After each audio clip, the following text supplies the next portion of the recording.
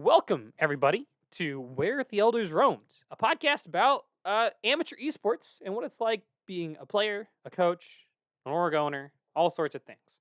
We'd like to talk about here. We were 3 episodes in. This is episode 4. So far, we've talked about all sorts of stuff, specifically about being a coach, how to start a team, um, and shit. I am struggling to think of what the other thing was. What is the other? We've had 3 episodes. What was the other one?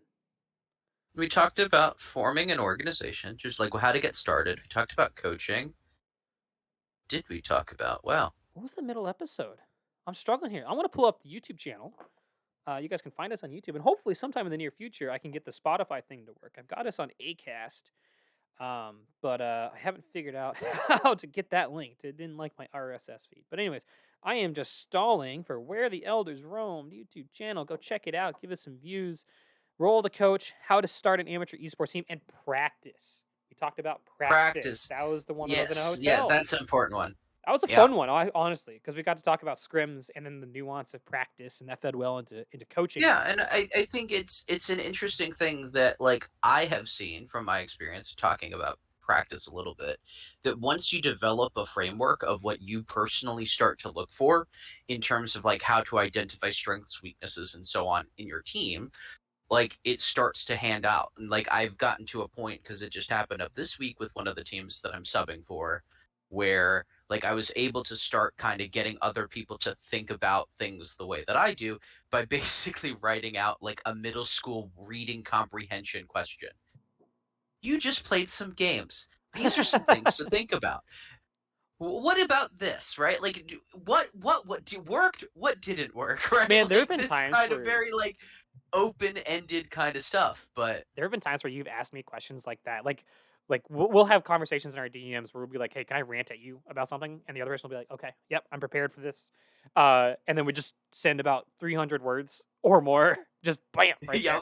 yeah, And there's been times where I'm like bitching about something back when I was a player, especially about usually about myself, and then you will ask me these questions at the middle school level, reading like and the sometimes early on it took me a little bit getting used to, but it's super valuable. I found it super valuable and helpful in our conversations because like once I get past the like, why are you talking to me like a child? I'm like, well, if I can't answer a child's question or not a child's question, but like a fundamental question, then anything beyond that, I'm not going to be able to answer. So let's get that out of the way, and that really helps like center and get all the things because when you have those conversations and you have those thoughts, when you're dealing with the challenges, you've got all these layers on top of you, or that yep. you've built up in your mindset about whatever it is, and it helps to have someone on the other side without pretension, without judgment, and that's kind of the pretext of these rants, right? Is listening just as is and here to help having someone help you go back to the start and be like, okay, you got all that energy out there. Now let's go back to where we started and work back through and see how we feel afterwards. But One of my apprentices has started to hate it because I'll come up behind her as she's working, and I'll just go, "Why are you doing that?" oh shoot, I just took an art class this weekend. Um, with my folks, it was an oil painting class, and I felt really good about it. I It's in love oil generation. painting. Oh I my, was an art major, so you were? Holy shit, I did yeah, I not was an know art that. major before I was trying out. I was specializing in painting. Oh But go on. shit, dude. Well, this was a Bob Ross style oil painting of landscapes and stuff. And dude, oil painting is hard. Yeah, Fuck it is. the knife, the fucking Oh no, that's painting the knife. best part, man.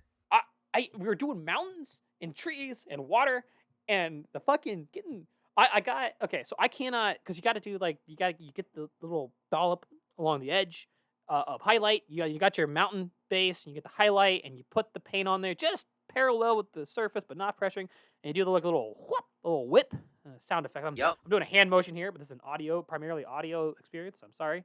You do a whip, and I could not get that right for the life of me. I was able to save it and I kind of learn and practice, but it was this incredible experience of like I would the teacher would come through and be like, "Yeah, you're not that." But then I would start kind of branching out that little bit. I'll get frustrated with myself. And I learned something about myself in this art class, which was pretty cool. Just a cool revelation where I was like, "Shit, I get frustrated." And I think like just in general, crazy observation. Everyone gets frustrated, but like I'll notice when I'm doing something and I'm not able to accomplish it. And I was thinking back to this back when I was an athlete in high school and when I was a student and a TA and then doing other art projects throughout my life and stuff like that. When things weren't working. I would get super frustrated, but it wasn't ever really with anyone else. It would be with myself. And then I would like that I almost weaponize that frustration to just get better at it. Like I would be out of spite. I would be like, "You piece of shit. That's awful." And I just keep doing it again and trying and trying and trying and doing these other things and Well, tweaking it. And eventually it got there. And I eventually saved it. I got to tell you, oil painting super tough. But to it's finish fun. the thought, you talking about approaching your apprentice is saying, "Why are you doing that?" It made me think of the teacher because he would just walk up. It was a funny thing. He would just walk up and say, "Stop," and you just stop where you are. Sometimes it was a good thing. It was like, "Hey, you've gone far. Like you got it. You're there. Like just Yep. stop tinkering." And other times he'd be like, You're trying to salvage something, and you're gonna keep fucking it up. So reset, reset, scrape some of that paint away, put it back on your base, and then let's try again." And it had that level of shock because you're zoned in. You are in on that painting, and he would just come Yep. in and say, "Stop!" You're like, "Oh, hey, what happened here?" Um, it also reminds me of. I'm sorry, I'm on a tangent here, You're good. but I just finished in the last week or so. I just finished The Bear on Hulu. Which as a guy who loves food, and I used to work in a kitchen and food service, and I love that whole man. That is a great show. If you haven't watched it, Scooter Sasha from I Revolutionary need to Sports watch it Server then. and we've been talking about it. Highly recommend it. This Super easy watch. At one of the episodes, there's a guy talking to a chef, and he's just like it's like the head chef leaning over the chef on shift or whatever. I can't remember the context, or the roles of the French Brigade. But anyways, he's like leaning over and he's just saying, why, you're shit, you're awful, you're bad at this. Why are you here? Why are you doing that? Why are you doing that?" And the chef, the main chef, is just like just fucking melting down, dude, just having a panic attack, collapsing inward on himself. It was great. It was great. Anyway, sorry, what were you gonna say? Interesting. Well, no, no, this is actually relevant. Like, as ridiculous as this sounds, this is relevant to a lot of what, at least, what I feel you need to do to be a successful org owner. Yeah, let's quickly level set some context for today's episode. So we've talked about the other three topics: being a coach, starting a team, what practice looks like. Today's episode, our fourth episode, is going to be about being an org owner, and it's kind of an ambiguous thing, and it's different for a lot of people. But I think there's some core through lines that are important, and this applies not to just an amateur esports org, but I think it's a concept that applies to almost anything. Just it's when you are It's the name anything and that face you of an where organization. you are have a multi-level thing, right? And you are near the high end. Hopefully that I think reference that's the way it is. So like if you look at like I'm just going to use McDonald's for example, right? big old Mickey D's. McDonald's, you're going to have your team members, right? These are the people that actually make your food, do the stuff, clean the ice, spit in people's faces, break the ice cream machine, whatever you want to do it, right? These are the people that actually do the work, like the physical labor of Yep. it. Um, these are the equivalent to players. Without these people, there is no McDonald's. You need to keep these people happy and you need to make sure that these people are successful in order to do things. Then you have your second level, which is like your shift supervisors, right? These are the people or department supervisors, different restaurants do it differently, but these are the people that are in general are going to be on the floor directing traffic, Yep. resolving Is issues, that like filling mid in where they scope need to. navigation and Right. like They're logistics team guys? leaders, right? But like in our like thing, this is going to be like depending on the team, your team manager or your coach, the people that are directly involved with the players on a day-to-day level, their primary interacting, right? Then you're going to have, and again, every place is different. Some larger steps, places are going to have more steps, but you have your general managers, right? These people might not really ever talk to the players, right? Or the team members, right? These are the people that are going to be in charge of ordering everything, scheduling, making sure that things are maintained, cleaned, your health and safety certifications, all of these sorts of things. And their primary method of communication with the team members should be through their shift leads. Because if they go around the shift leads, you really kind of undercut Right. the shift lead authority there. Um, but we're talking about what this is like on the general manager level. So like we're two steps above just being a player, right? Yep. We've talked a bit about coaching and managing. For sake of this, we're going to assume a thing, What are which we is gonna that assume, there are Lecker? all multiple teams. because I think that makes a difference.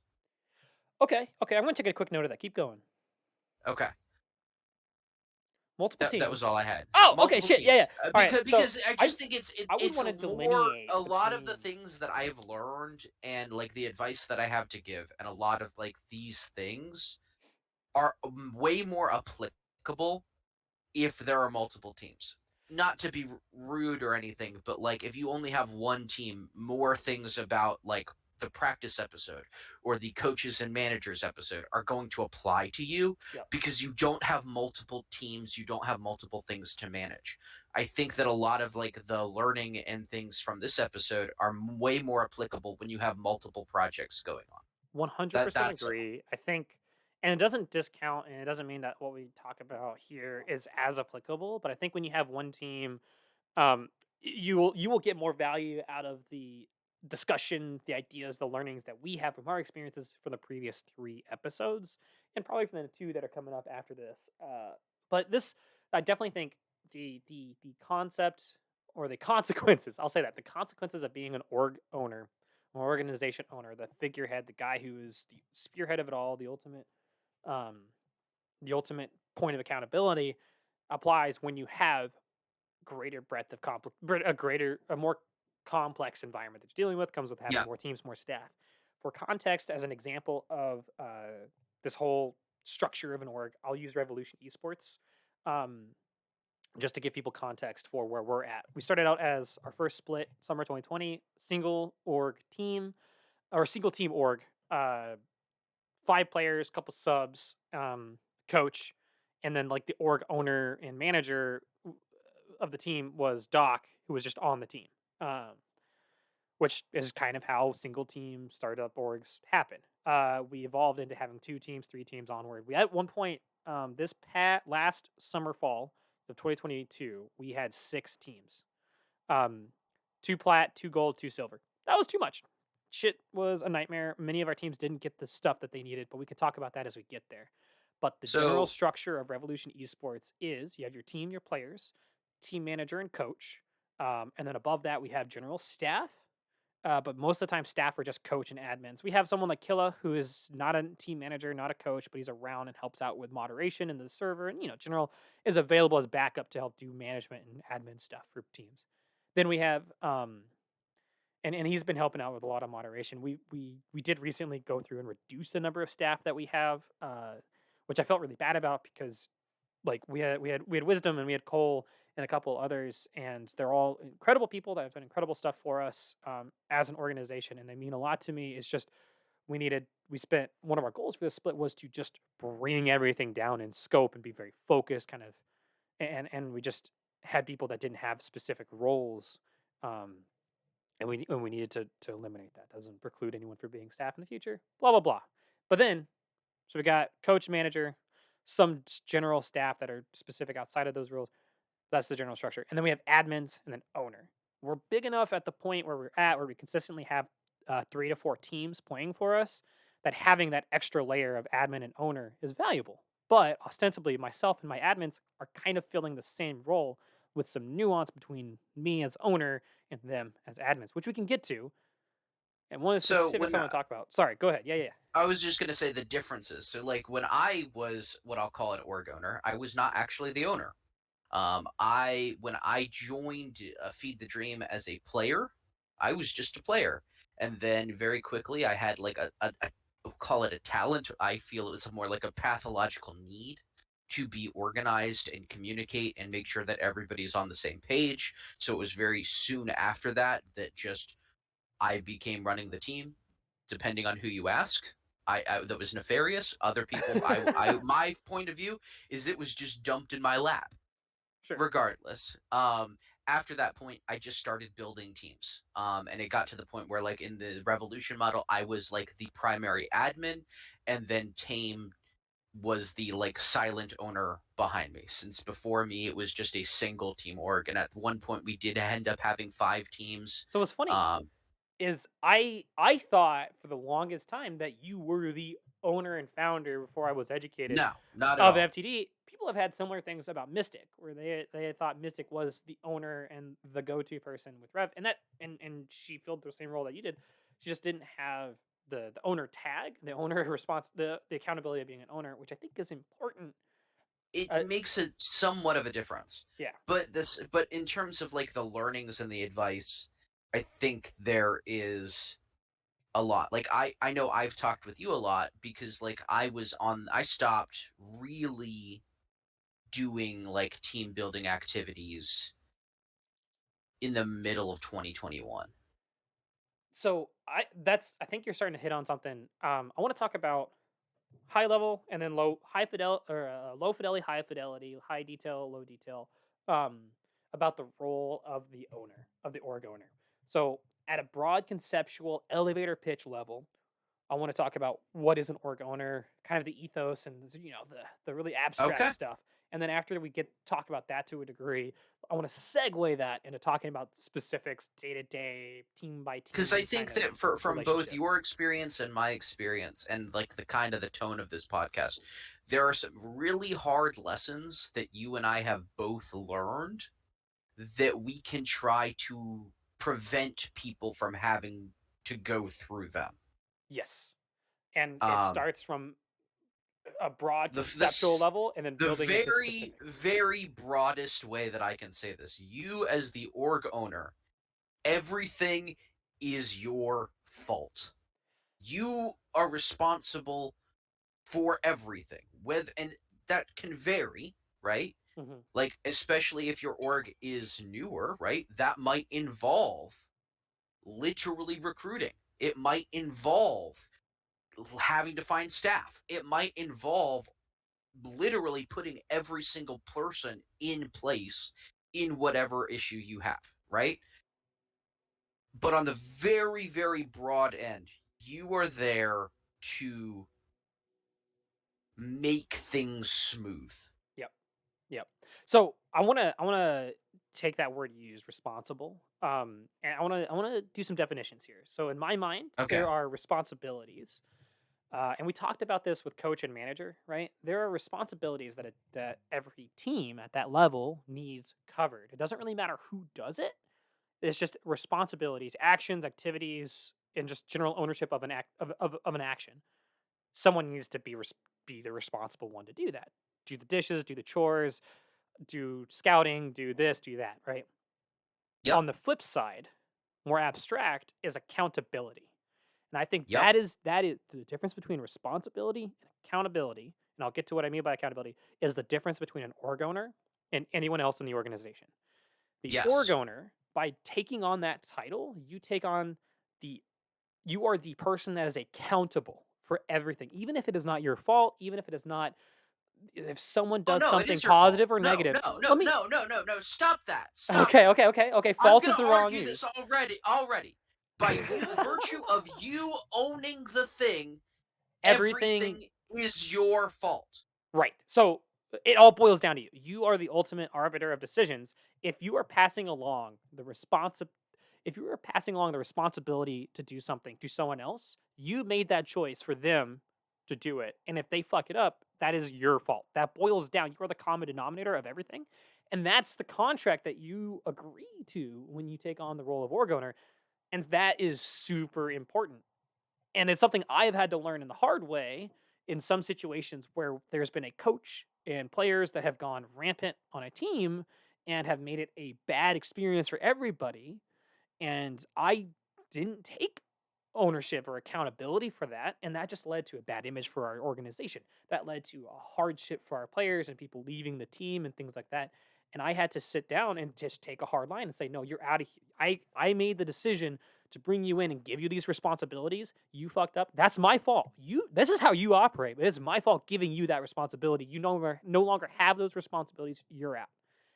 Without accepting, you as the owner, without accepting that you are responsible for everything, you Accountable. cannot be better Accountable. at. You are accountable for everything. Without accepting that, then you cannot get better as an org owner, right? Like you have to accept that things that you did do or did not do are going to have an impact, Yep. right? Yep. I realized with Feed the Dream that I needed to actively pay way more attention to teams, right? Because this is just an example, the people that I put in charge of those teams often suffered from waning interest as time went on, and Hmm. I ran into issues where I needed to actively monitor to make sure that these things were not happening. So, And sorry, go ahead. and in that and it's that's just an example, right? Like Hmm. part of you realize two things there. One, I am choosing bad people to run teams, right? Like the people that I'm choosing to put in charge here are not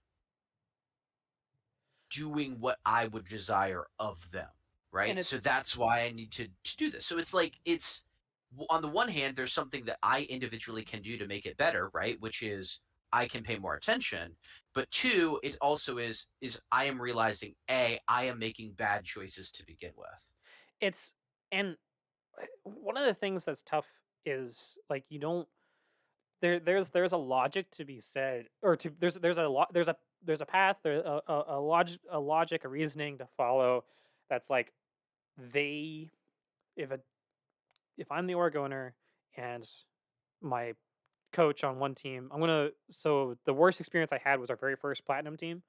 I'm not gonna name names or anything. It doesn't really matter. Like it's all in the past, and it does. Things just happen, right? But when I'm talking about, so no one gets anything really mixed up. When I'm talking about some of the worst experiences I've had, it was our first platinum team. Um, and we brought in a coach, and we vetted them, and then yellow flag after yellow flag after yellow flag came up when they were when we were having them handle responsibilities, and it came push to shove.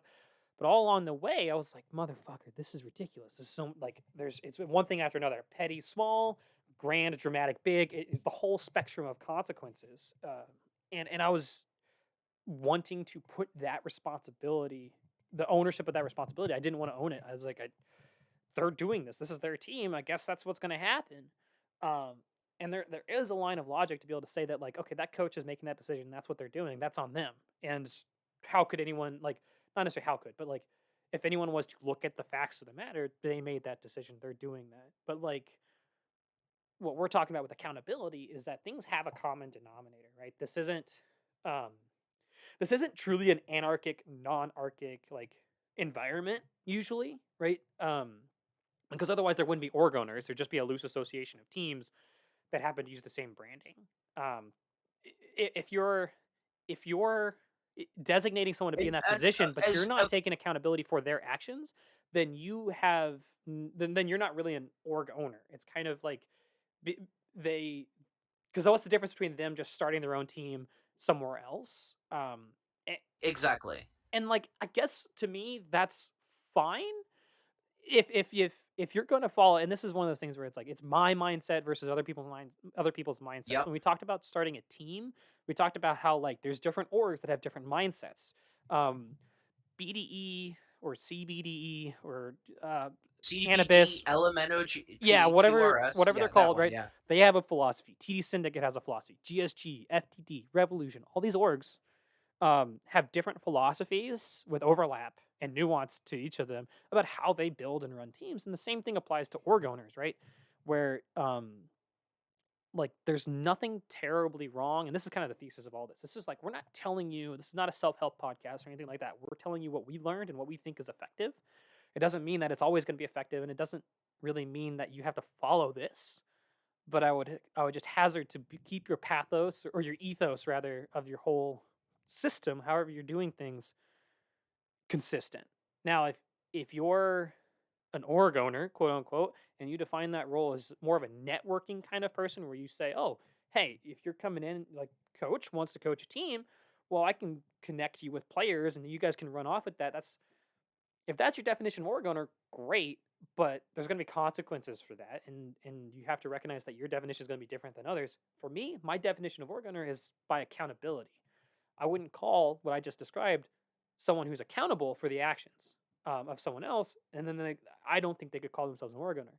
I would call myself an owner because my whole ethos is accountability lands with me. If someone has to ban somebody, I usually make Scruffo do that, but that's because he wants to. but it's not his accountability. Like Well, in that same way, I'm going to pick to talk about an org that doesn't exist anymore. I'm going to talk about Dolphins briefly. I was actually wondering whatever happened to League of Dolphins. Introducing got married. He focused on real life, and it just kind of Yep. never like without that and this is a good example of this. He really ran it as every team is separate, right? Like inside that Discord, every team was completely separate from its other. There really wasn't a lot of interaction between the two teams. A lot of people didn't like totally identify with Dolphins as an organization, whether they did with Revolution or they did with A lot of times FTE. their names were totally independent too. Like I know it's a little thing, but they Absolutely. didn't call themselves Dolphins something. Dolphins, exactly. It was just So whatever. his mental desire, his mental view of it, at least this is reading between the lines, was that it was just a bunch of loosely affiliated teams in one place, right? The problem comes with this. Since he has the Dolphins name, once it becomes known to a league, right, that it is a Dolphins team, he naturally becomes questioned, right? Right. People go to him to ask questions or for answers, right? And like Dolphins is the best example I know of. Like, even in that context, right? It was difficult for End to basically go, oh, I don't know, talk to this person and just simply take So now the we're talking. back seat of just Yeah, networking, we're right? starting to get into the He took consequences of not having of not having that accountability exactly. covered. Because what happens is when you have teams that are just doing dumb shit, right? Like are Yep. causing issues for tournament organizers, for other teams, other orgs, whatever. And there's no one to take accountability. No one really knows what's going on or knows how to explain or put a stop to it internally. That starts to color the name of that organization, and you're going to have a harder time building teams because people aren't going to want to play for that team. Orgs are not going to, or tournaments aren't going to want to Exactly. accept And those teams, and that's the consequences of this, and that's fine. It just depends on what you care about and what your goal, like what your general goals are. I don't so think it's a this brings up sustainable model personally. another point for real. If you are an org owner and I mean, you do want to give a shit about what the general perception of your org is. I think that's something that you do have to do. Mhm. But if you are expecting to do this to be liked or respected or have these sorts of things that you want to feel the love, you are going into it for the wrong reasons. Because no matter what you do, no matter how good you are, no matter how justified you are, people are going to say things, interpret things, or believe things about your organization from their experiences, especially like from the context of running tryouts and people Mhm. not being chosen for tryouts or this sort of thing, or just brief interactions. They might interact with you once and you are really tired that day, and you just kind of snap and go, no thanks. Yep. They might interpret that poorly. No matter what you do, you are putting yourself in a position where there are going to be people that interpret your actions negatively and that are going to be a bad reflection upon you and the org. And you have to accept that. And if you don't accept that, you actually make it worse. Um, because it's just exacerbating the problem, right? Like one of the powers of taking accountability and taking that ownership, and one of the things that's great about like saying like, okay, my team over here, gold team, platinum team. I'll continue to use the platinum team. I'll just come up with some arbitrary, but Yep. platinum team, they're fucking up. Roster's chaos. POL's coming to me like, dude, figure your shit out. We had Rat IRL on our team at that point in time who got banned. If you remember that. Yep. He was on our team at the time. He got banned. Luckily, that's a whole other saga we don't need to talk about right now. Yeah. But anyways, point is, they're coming to me. And it's like, okay, well, shit. I delegated that responsibility, but I made that choice not to be responsible for that. So I am still accountable for this. I gotta go fucking solve this, right? I gotta get involved. I gotta solve this part. This is my issue. Damn it, I lost the thread here a little bit, but it's an element. Being an org owner requires an element of like servant leadership, right? Uh, Yep. where you oh damn it, dude, I completely You blanked. I've completely lost you are my going to point. you as the person in charge are going to set the culture, and your very presence and your attitude and your approach to things is going to influence the people Oh, I underneath you. remember now. Yes.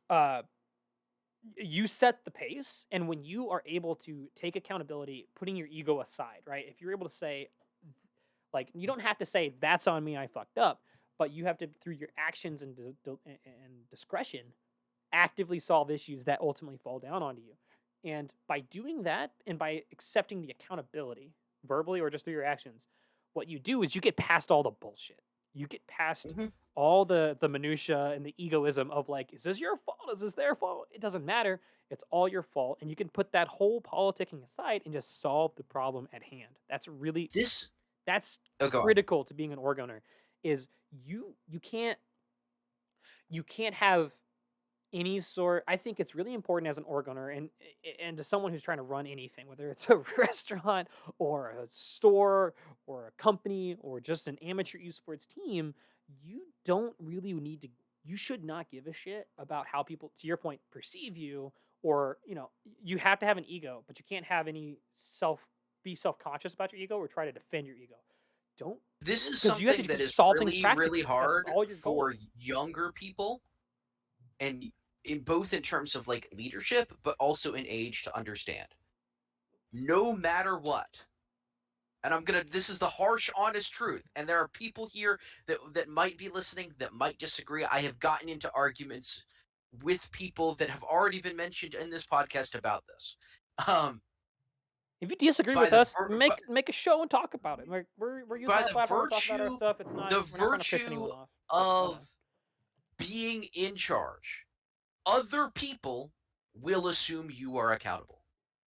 Like, whether or not you feel you are accountable internally, whether you actually don't take accountable anything that you're accountable for anything, like it doesn't matter, because people outside are going to interpret you that you are accountable and So that you are the problem. I think I am going to use the best example of this that I have, because the reality is, for this organization, most of the time, from what I hear from talking with players and so on, that a lot of the time it's individual players that form together a team from that community, or the org owner might like help find players, but the org owner doesn't totally control and run everything. Like, he might have this team here that he might run, or that team there that he might run, but for the most part it's each individual team. They tend to use player captains, they tend not to use coaches, but at the end of the day, every single person associates that team name with that org owner, even in situations where that org owner has nothing to do with that team. And I have had this happen many times as a tournament organizer, where people go, will submit a team under the name RAR, right? And they will tell me privately behind the scenes, yeah, Doki has nothing to do with this.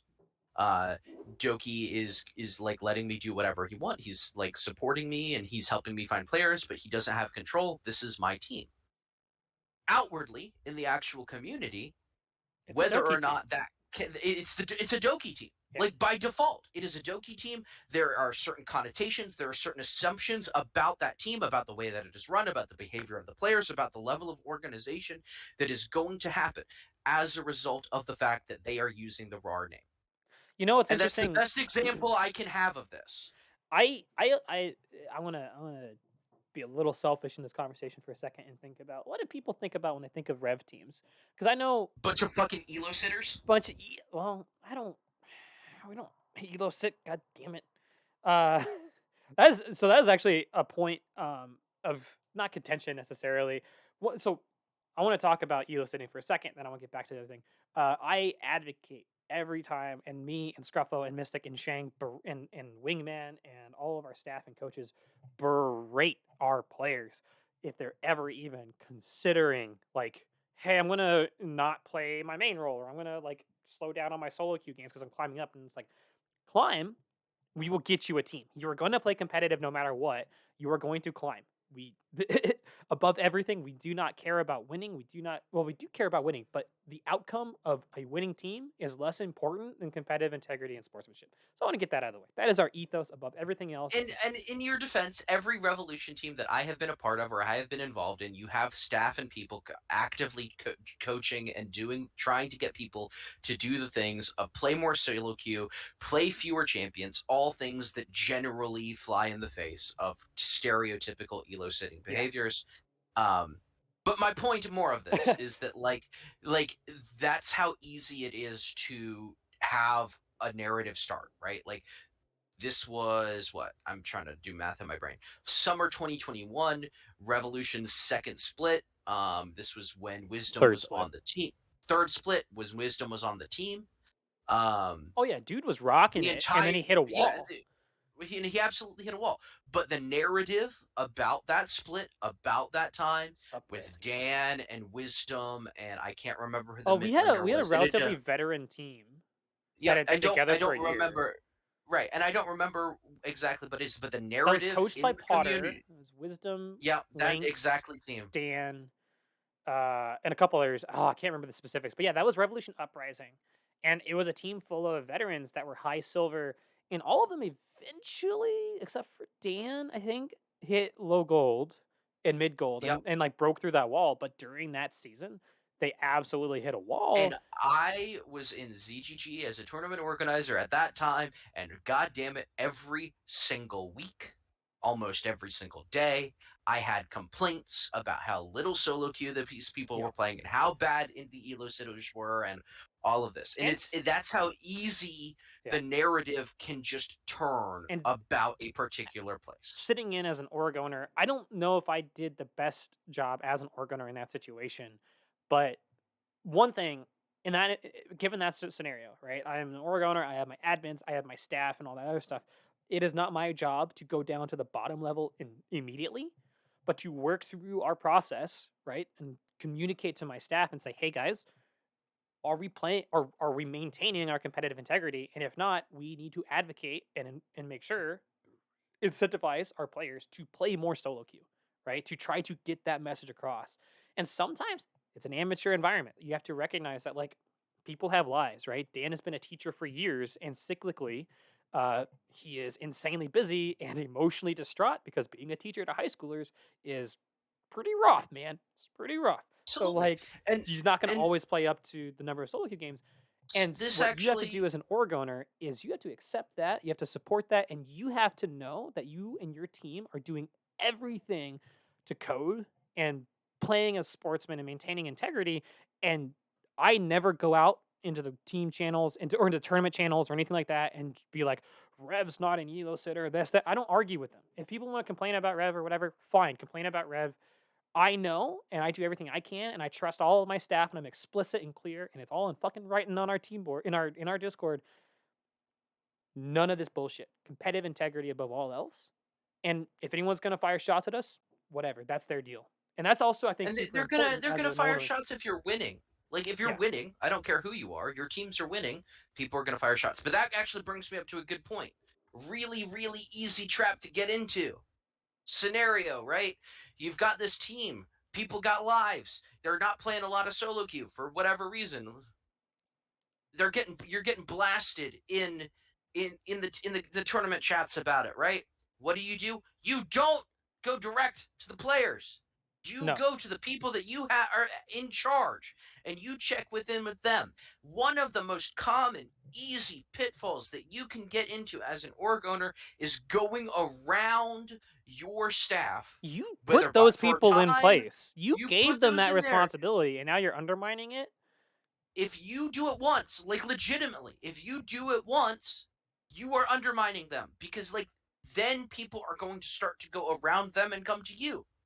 Right? The more you follow your own chain of command going down instead of up, the more people will do them because when you go around it, you basically are starting to invalidate I'm the steps in between. We've been in a situation with one of our silver teams kind of like this right now in the off season. The holiday season was really tough, and lives got complicated and schedules got busy, and we kind of hit a down point for one of our silver teams. in the holiday split, just mentals wise, and we've been trying to recover. And I stepped in to try to help bring that up. I don't know if I've done a good job. I don't know if I've actually helped or hindered, but one of the things that I tried my best to do with our coach and manager, and then with the team after I confirmed with those two, was that this is the circumstance I see. This is what I would like to do to help. Is what I've described accurate? Is there other information about the state of the team? Like, I want to understand the circumstance of the team, and then after we get a mutual understanding, is there a way that I can help? Would this be actually helpful to you, the manager, to you, the coach? And then I make sure that they say yes, and then I make sure that they say. And one thing I do is I time box everything. I say, okay, for the next couple of weeks, I want to do these activities with them. I want to try to do this with them. I want to try to help drive towards this goal, but I am not taking over these responsibilities long term. The team is an interesting spot that is abnormal and should not be your responsibility to figure out, because it's an edge case, and that's where I'm hopefully more experienced, and I can come and try to help. And then And that's once something that's that you agreement, learn over time. Like, this yes. is not something that it's, like, super easy to get to, right? Like, this is just Well, coming talking about from the platinum team, go our on. first platinum team, um, when Rat IRL got banned.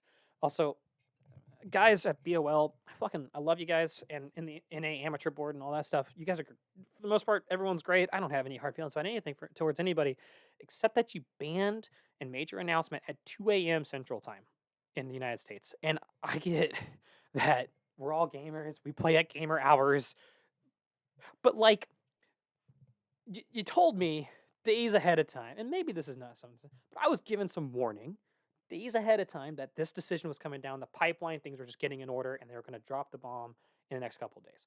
It's like, okay, great, fair enough. What I was doing was not trying to let anyone know that was happening, because they needed to make sure everything was kosher, and they were trying to do a nice thing to make sure I knew. And I found a player that we had turned down at tryouts, but I really, really liked. And I thought he was a good fit for the team, and he had a right revolution attitude and all these things. And I was like, all right, I'm going to get him. And I talked to him. And one of the mistakes I made was I was setting that up without going through my coach and manager to begin with. And now there's some other issues that came up with that coach and manager that led to some complications. They were trying to bullhorn. I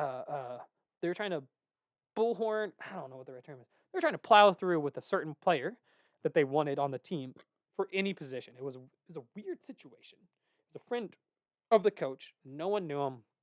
Most people on the team were like neutral about him. Oh, that team had so much mess. But anyways, I had locked in this one player, and I had committed them to taking over this role. And because I was trying to keep things on the DL, because I was asked to, I was just waiting to pull the trigger. I had all my cards in a row. I was going to talk to, because I didn't want to talk to the manager and the coach, because everyone was friends with this person. And as far as I knew, Red Arrow was a fine enough person. It was just someone who was elo sitting or something, I and they can't got banned. remember. It was some elo sitting smurfing collective thing. A bunch of people got fucked over, specifically them. Oh, yeah, that was the one. That was the Um, same one that Duero got caught in. yes, yes, because it was about 6 months to a year after Duero. Um, Yep. but anyways, motherfuckers released that shit at 2 a.m. And who was online at 2 a.m. but the coach and the manager playing video games? And they're like, all right, 3 a.m. They made all the changes to the team that got the person on that I didn't want. And I was like, holy shit, this is not.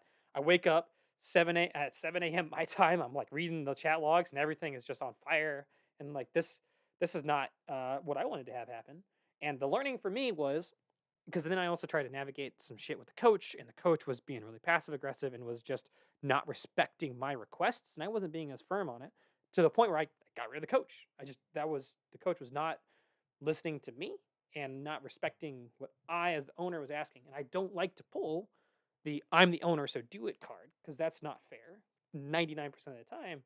But it got to the point where I'll own it, I fucked up so much with that first roster, and I apologize to everyone involved, because I put people in bad positions. I did not communicate clearly down the line, and it led to the roster crumbling halfway through the season because no one was on the same page. I think that's where I made, like, when you talk about there's going to be people who don't like you or whatever, right? There's going to be people who Yeah. don't respect your leadership or don't like you as a person when you're an org owner. I think that's one of the times where a number of people in the scene, I'm pretty sure, don't like me because of that. I don't know. I I don't have worry about it too a much, but similar one where I lost, a lot of people's respect because what I did was I was trying to placate many people. I had some really nice players, some really people that I really really liked on a personal level that I had played with that I thought were really good that I was trying to keep around, but also like other people were running teams, and essentially like I ended up trying to just continually compromise my way through things, and it just resulted in every single party of there being unhappy Yep. and me looking like an asshole because it was just thing after thing after thing. The teams turned out very poorly and everybody was upset because I tried to placate everybody. Like instead of okay, teams are you need to do separate tryouts, right? No, we're going to do joint tryouts, and then the coaches will have say, well, then how do the different teams determine which player goes where? Oh, well, then in this case it's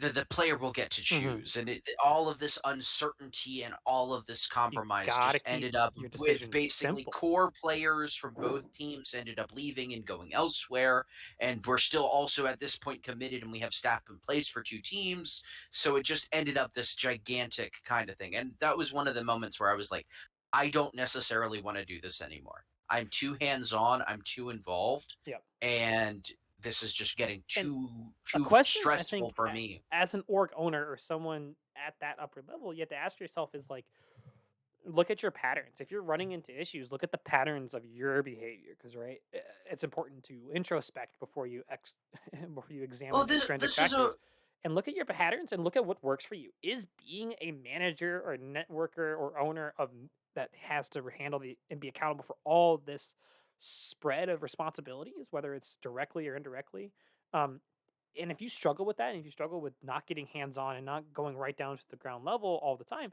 then maybe the position isn't for you. And that's one of the things about being an org owner that's important. I think just in general in life is try. We were talking earlier about the like have an ego, but don't be self conscious about it and don't be a dick about it either.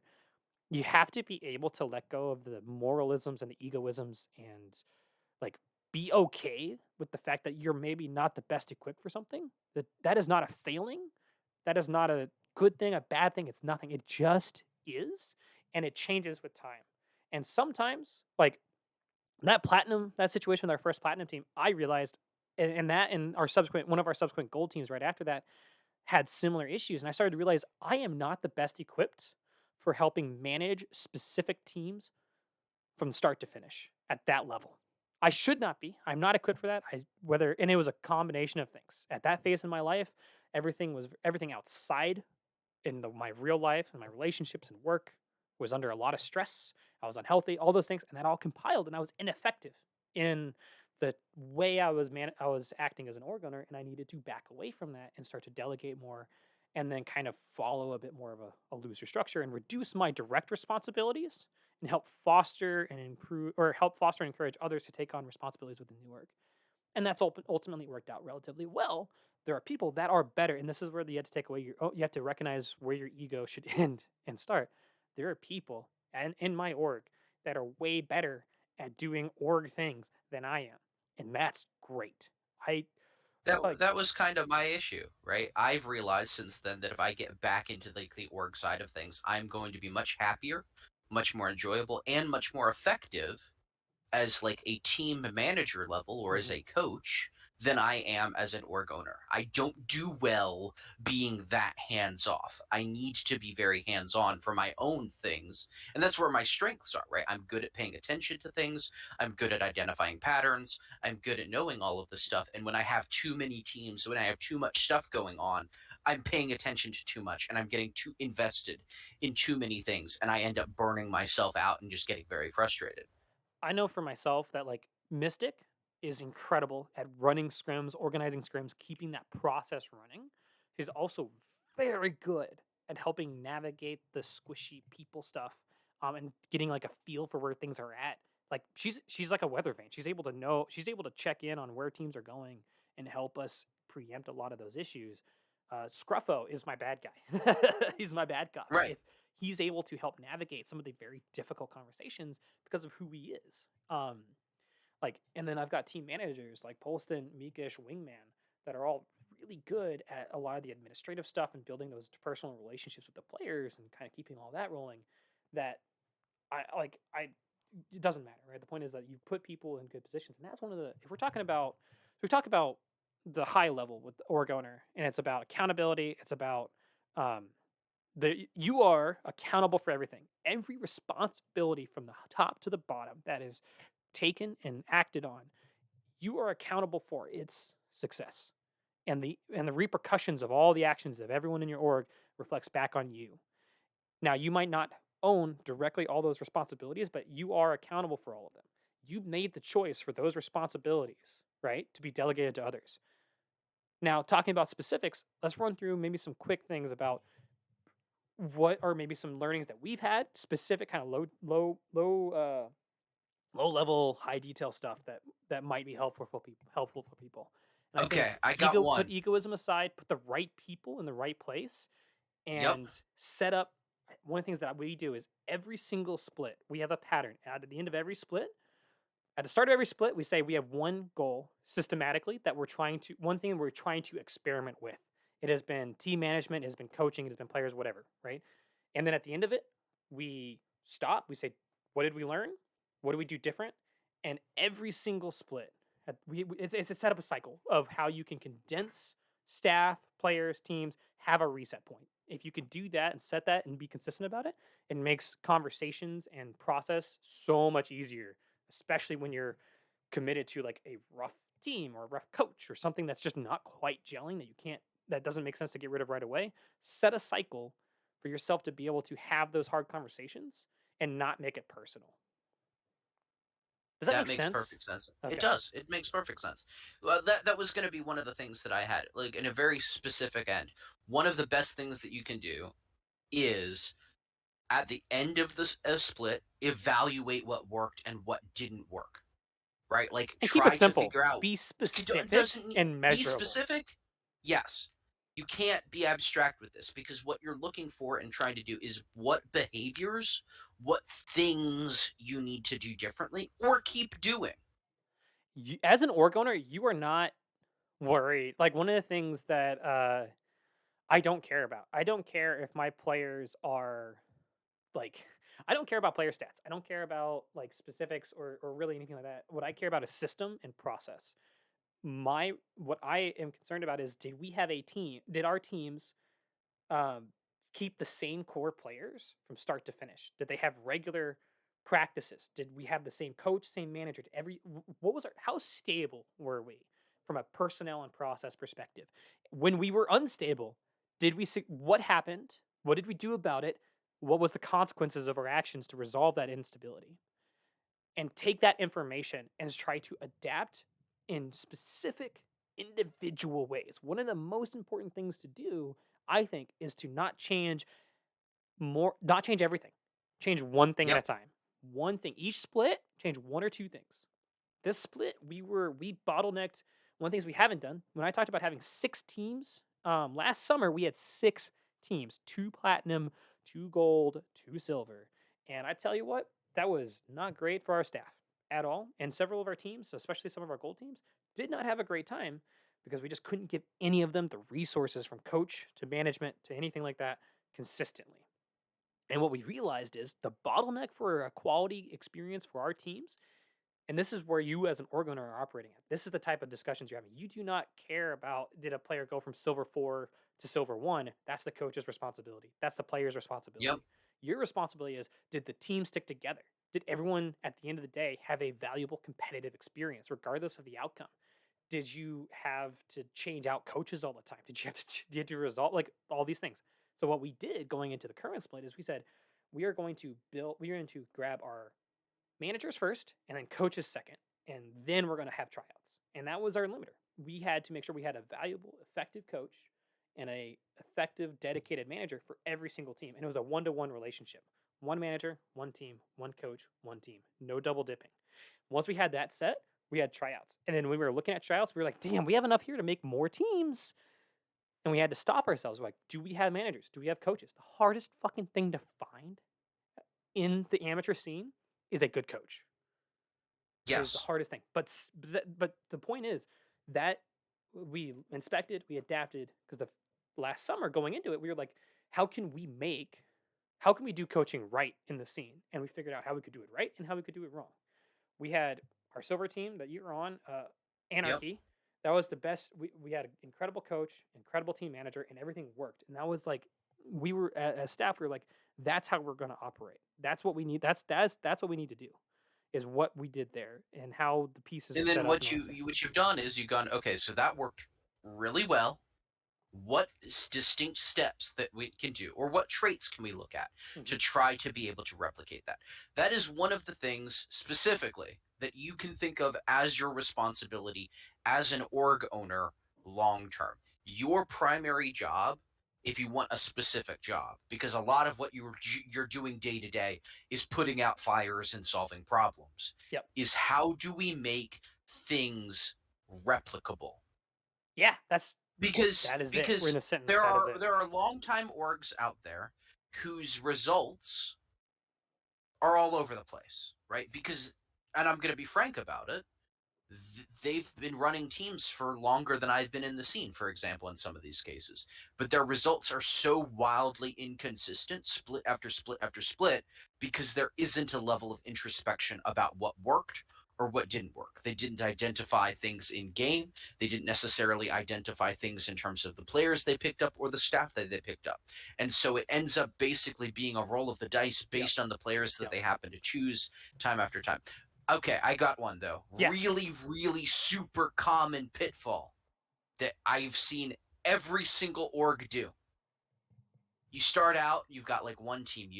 We're gonna be an org, and so like you go from like having a silver team to a gold team, or a gold team to a plat team, because like a two or three of your players, or maybe one, ranked out, and they still want to play with you. They still like you, right? And so you're Yep. gonna make a team at that level, and that works, right? But then you go, okay, this worked. And then you end up with like, and I'm exaggerating, 8 teams. So we got a diamond team over here, 2 plat teams, 2 gold teams, and like 3 silver teams. Yep. And that ends up being like, I think for every org owner that I have talked to, that over expansion split has been one of the most like learning experiences. And that's make or break for a lot of orgs. You have a lot of these ambitious plans, and you end up with not really. Dude, when Rev X and Rev Anarchy lost in the playoff game in the playoff rounds of the BOL split last summer, um, Yep. and it wasn't that they lost. That's the wrong way to say it. When their seasons ended, there was just a sigh of relief on the staff Yeah. because we fucked up.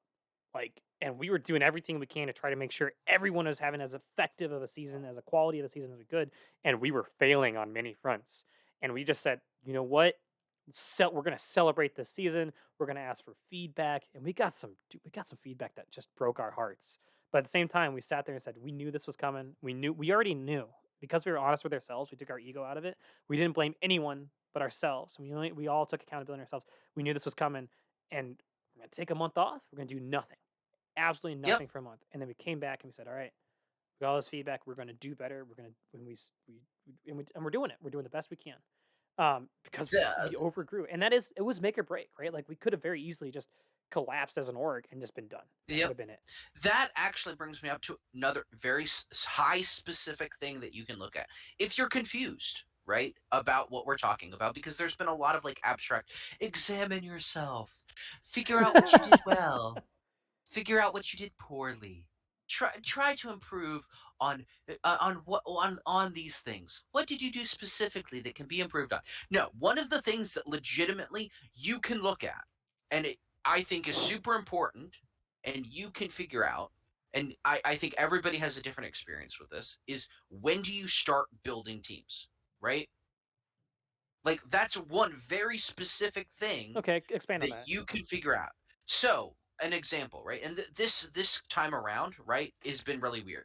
I know for both you and I, our primary focus lately has been on BOL and Aegis, but other leagues as well, right? Like there's and everything is on a little different time frame. But the general assumption, for example, is that like signups would start maybe last week, and that leagues would start maybe a week or two from now. Yep. Was the general assumption. Overall, these leagues are starting at the end of February, which I don't think is a bad thing. I don't think that's a bad thing. It's just longer than a lot of people expected when the people that have been around for a while were But the expecting time frame January. is generally around the start of February is when you're going to expect leagues to start. Yep. That's just generally it. Yep, generally they seem to be closer to the like February as a general month. That four Yep. week span seems to be the answer. But my point is more of like, okay, so if we start, say we have the start date for BOL Silver is February 23rd. Like that's week one, right? Do we start like our process January 1st? That's 7 weeks out, right? Hmm. Is it better than to start at December 1st and start our process there, right? Like we have the holidays and stuff to deal with, but is having literally 3 months to do this much better, right? Where we're starting, I'm doing math in my brain, Yep. 11 weeks out, right? Like, because one of the things that's really noticeable is that teams have a finite life. If you start too early, you end up not, There's you a end up half having to life where things become radioactive, right? right. You Every end time up you build having a to team, 2 to 3 people will drop from that roster, guaranteed at yeah. some point. And so you have to find, as an org owner, one of the things you have to think about is where is that sweet spot where we can get a team together early enough that they can build a foundation, we can have a core, and also it's not too early that we're going to be cycling and be at a cycle of like radioactivity by the time the league starts, but we've had enough time to go through that forming, norming, storming, forming at least once, and we've dropped the players that aren't going to be able to hold on, and we're on the other side of the holidays, and we now have that core. Like, it's a balancing act. And at Revolution, we usually I start in like November ish. Yep. I'll put it. I know of all the teams that I know, I saw started see people starting to In look for October, teams and dude. put teams together at the beginning of October of last year We for had leagues that start in February. And of every single team that started in that October November span, every single one has had at least one roster change, and multiple have collapsed entirely. So one of the things that was happening on our end, we were having staff discussions, was like, so we had set our plans. We had announced our tryout dates. We had set our plans. Everything was ready to go for sometime in November, like right before Thanksgiving, a little bit before Thanksgiving. Um, Yep. and a lot of teams started doing tryouts. This was like, usually Revolution has been earlier than most orgs in terms of having tryouts. And one Yep. of the discussions, and this is kind of a little bonus, hey, here's a thing to think about, and here's a thing to do as an org owner. We started noticing all these teams were having tryouts way before us, like you said, early to mid October, which is so fucking early, right? Season just Yeah. ended. Um, and we were talking to say, do we move our tryouts up? Like, are we gonna lose out on players? And one of the things is like, there's always the bottleneck is never having enough players. You are always going to be able to find players if you just look hard enough and you be patient. And one On of the top of things, that, too, just small addendum, not a very big one. You're not going to run out of quality players either. yeah, well, and quality players is a matter of perspective. Uh, one of my favorite Revolution players in terms of just like growth and stuff has been Spence Matt. And Yep. he started out as a bronze player, and I would never say he was bad, but like he grew a lot. He was like he tried out for a lot of roles. We put him top lane because we liked him, but we didn't want to put him mid lane where he wanted to be originally because we wanted to have him, but it just made more sense to put. I think we put you at mid lane for that team. Yep. And the dude has just put in the work. He's been around a great coach and a great manager and a great team, and that has helped produce quality players. And when you have that system in place, when you've refined and focused on building out quality staff, you start to worry less about the quality of players because you can build good players and you focus on that attitude over And aptitude. But what I want to get and at it real goes. quick Oh, go on. Yeah. um, is that we were talking about possibly moving our tryouts up. One of the things I said is we've already announced that our tryouts are happening here. We've already got people committed to this time frame and preparing for this. And one of the things is if you start reacting to changes around you, we don't know what's gonna happen, right? If we start having tryouts early, like we don't know if these other teams are gonna do quality tryouts or get their shit together. Um, we know what works for us and we know what we need to do. and we set this parameter for ourselves that we're gonna have a month off to recover from the last split, we're not changing that. We've committed to that. Keep it simple, right? That's one of the biggest things is and then you know what? If we had those tryouts, we didn't have any players show up, or we had people like all the dregs of people who weren't either good attitudes, good mentals, or just didn't weren't consistent or whatever, then you know what? We live and we learn and we can assess that. But we don't know what's going to happen until we get there. Otherwise, it's just predictive, reactive, and we're just adding instability to our process. And so those are things to be thinking about, right? Make simple, singular decisions, let them happen, then inspect them afterwards. That's a huge thing as an org owner to stand by. And no outcome is good or bad. It just is. It's only good or bad retroactively. You only know if an And outcome is bad until you have to like let it happen and then assess it. And what you do with it makes it good or bad. that's another example. Another example of thing, right? That it's timing of when to do things, right? It's like, am I going to jump in to solve this problem immediately? Am I going to let this pan out? Right? Like it's so much of these sorts of things are experience and self examination reliant to Yep. improve at them. You Um, we I've only gotten better because I've failed and been made bad yeah, decisions and done the wrong thing more than I've done the right thing. Leper, we are just over an hour, yeah, and I would like to say let's wrap it up there, right? I think people have yeah. gotten a lot of points that maybe they can take away from this. I want to talk about what the next episode broadly is going to be about. Can you tell me?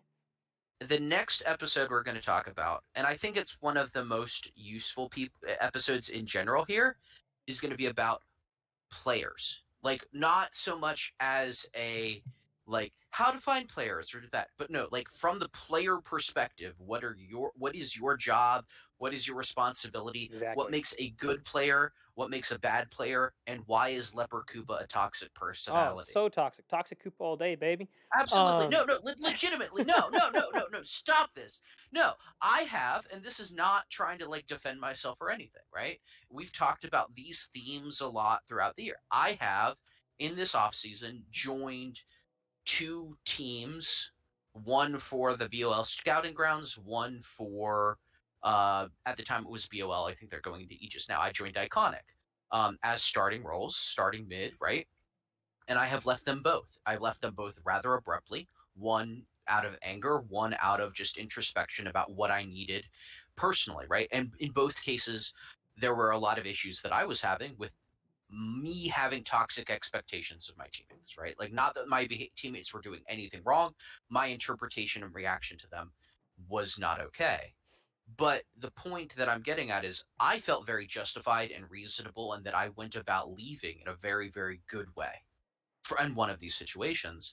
And those actions of me leaving just alone have reflected poorly on those people that I liked, people that I respected, and people that I still wanted to have a continued relationship with. But unfortunately, just those actions alone have burnt that bridge. and Like that there, and it's no matter, no amount of intent is going to change that and on that's my end. exactly the kind of stuff we're going to talk about next week as Well, what it's like my to be a point, player. this also applies to be an org owner, right? Yes. No matter what choice you make, if you cut a player, they're going to reflect badly. Like they're It's going to have going a to negative reflect opinion, on you and they're going to no matter no what you matter do. what And happens. your reasoning, your actions are not going to be that. If there's one thing that I feel that people should take from this particular episode, it is you as an org owner are accountable for everything. Because even if you don't feel that way, other people do. 110%. Folks, thank you so much for tuning in to this week's episode. We're going to call it there. Next week, we'll talk about what it's like to be a player and in a similar vein as what we've talked about with the previous responsibilities. And then after that, we have a fun episode that's a topic a little bit broader, a little bit more meta about the scene. And that might be it for our run, but we'll talk about that later. Today, this will be it for us. I've been Tex. This has been Leper. And we have been, this podcast has been Where the Elders Roamed, episode 4. Thank you, everyone. Have a wonderful evening. Talk to you later.